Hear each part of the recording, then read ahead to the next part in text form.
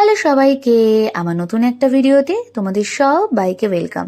দরজার সামনে সাজানোটা কেমন হয়েছে তোমরা প্লিজ কমেন্ট করে জানিও।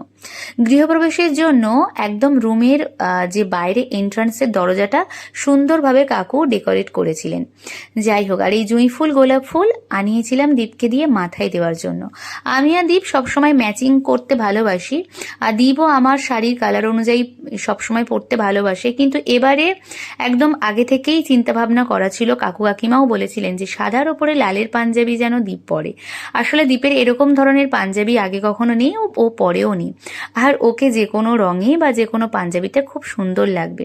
পুজোর কাজ বলতে আমার সেভাবে কিছু ছিল না, যেহেতু বড়রা ছিলেন তাই তাদের হাতে হাতে একটু সাহায্য করছিলাম। এটা হলো দীপের বেবি দিদি, আর মানে আমারও বেবি দিদি, আর একটা হচ্ছে পৈতেমা, দীপের পৈতেমা। যাই হোক, আমরা তাকে পিসি বলেই ডাকি।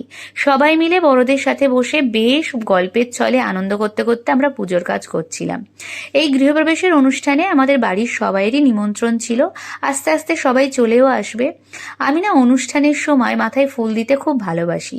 ওই মানে বয়ফ্রেন্ড বা বর এসে হাতে গোলাপ দেবে বা ফুল দেবে, সেটার থেকে কোনো অকেশনে যদি আমার জন্য একটু ভালোবেসে ফুল এনে দেয়, সেটা মাথায় লাগাতে ভালোবাসি। কথা বলতে বলতে দেখো আমার দিদিও চলে এসেছে। দিদি খুব সুন্দর সেজেছিল। আমি, মা, দিদি সবাই একটু গাদোয়াল কটন পরেছিলাম, এটা এখন খুব ট্রেন্ডি একটা শাড়ি। যাই হোক, এরপরে দি মাদের সাথে সবাইয়ের সাথে কথা বলছে। নেক্সট ভিডিওতে তোমাদের সাথে পুজোর পর্বটা পুরোটাই শেয়ার করব। যেহেতু পুজোটা অনেকটা বড়, তাই ভেবেছি ছোট ছোট ব্লগে তোমাদের সাথে শেয়ার করব। আমাকে কেমন লাগছে সেজে জানিও। আমি নিজে নিজেই খুবই অল্পভাবেই সেজেছি। দেখা হচ্ছে নেক্সট